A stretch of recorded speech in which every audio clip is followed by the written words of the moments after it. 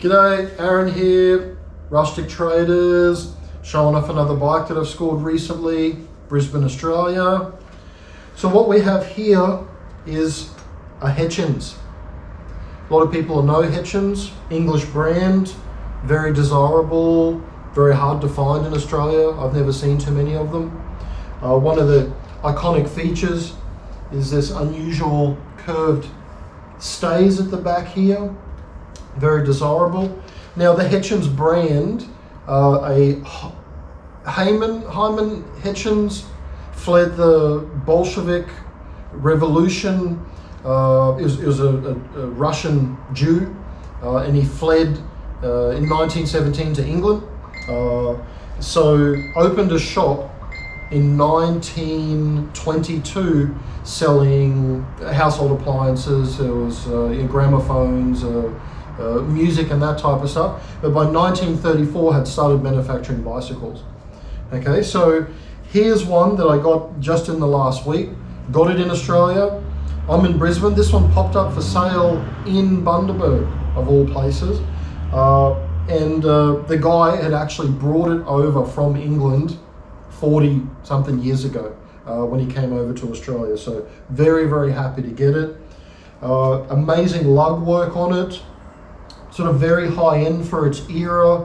I found the serial number. It's very hard to find the serial number, but we think it's 1950s, very high end 1950s. I'll confirm that, but we can run through some of the features on it. Got these curved stays, very iconic to the Hetchins. Beautiful lug work everywhere. Amazing lug work, really. Up here around the head tube, very, very fancy lugs.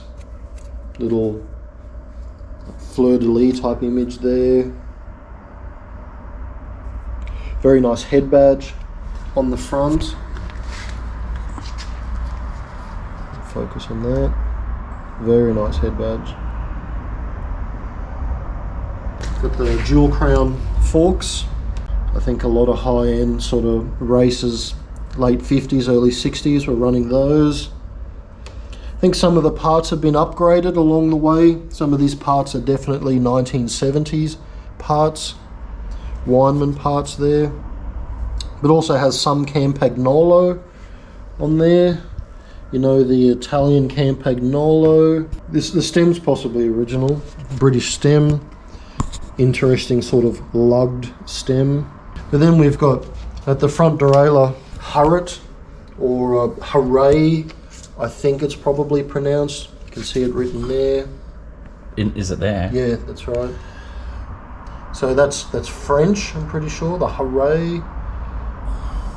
But then it's got Japanese Sagino cranks on it. So we've had British gear, Japanese gear, Italian gear and French gear all on the same bike. So I'm guessing multiple things have been changed over time. And then the rear derailleur. I'm not even familiar with that rear derailleur. That's a very early, I would say, rear derailleur there. Very unusual design. You can see stuff stamped into the dropout here. And then it has Shimano hubs on there. Haven't had a lot of time to study history and everything on these bikes, but it's one I scored just in this last week. First one of these I've ever had, only one I've got. Very happy to get it. Now I paid like 500 bucks for this bike, but even in this condition, I'm pretty sure it's worth over $1,000. Excuse me, because they just don't show up. And when these are all looking smicko, restored or beautiful original condition, they're worth thousands of dollars. So very happy to score this. Beautiful head badge. It's going to be great in the collection. Thanks for watching. Stay tuned.